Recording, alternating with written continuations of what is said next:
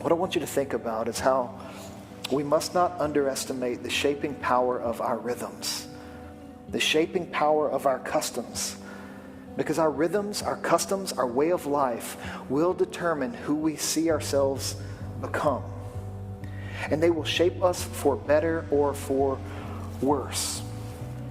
If you are someone who's responsible for little ones and seeing them grow and develop, do you understand that whatever rhythms you're putting before your little ones, those rhythms will shape who they become and who they see themselves being in the world that is, for better or for worse?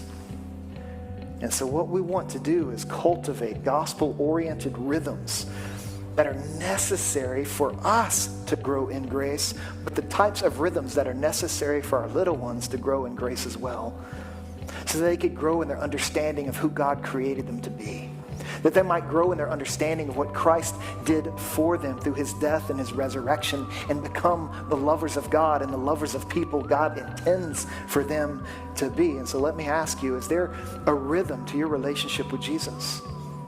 Is there a custom to your walk with Christ?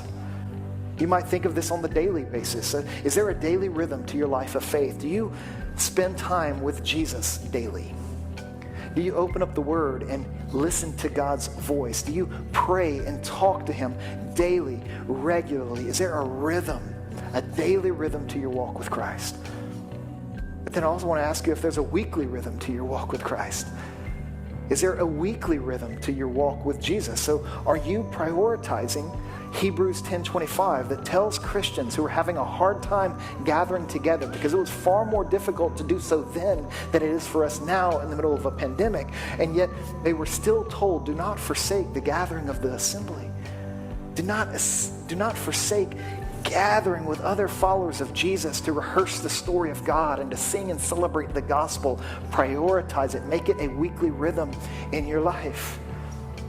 You might want to think about a monthly dynamic. Is there a monthly rhythm to your walk with Christ?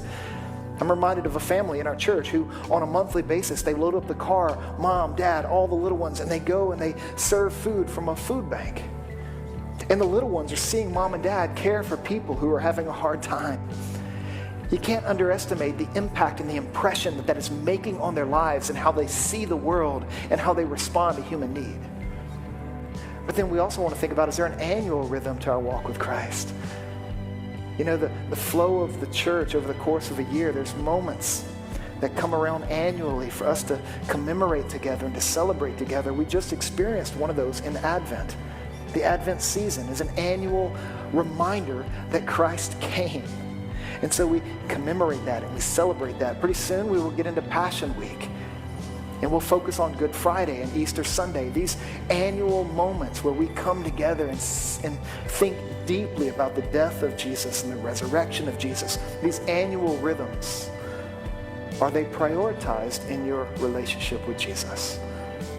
Are you cultivating gospel-oriented rhythms in your life of faith, or are you too easily knocked out of rhythm? You know, sometimes it's kind of like clapping in our church.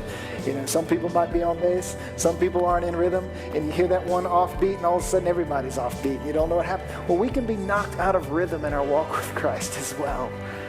And so we have to cultivate, we have to pay attention to our rhythms of life so that we might grow in grace.